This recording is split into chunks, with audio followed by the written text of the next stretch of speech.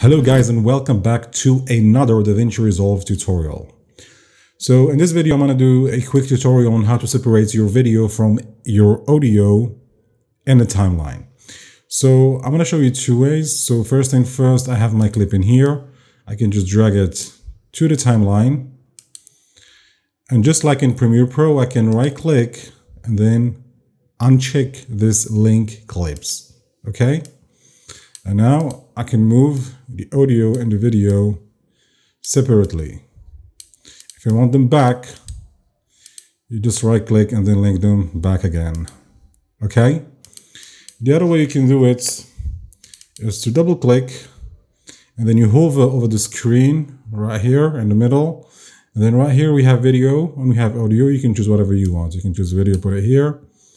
And then you can choose, double click here again, audio, and put it down here or somewhere else. Okay guys, thanks for watching and see you on the next one.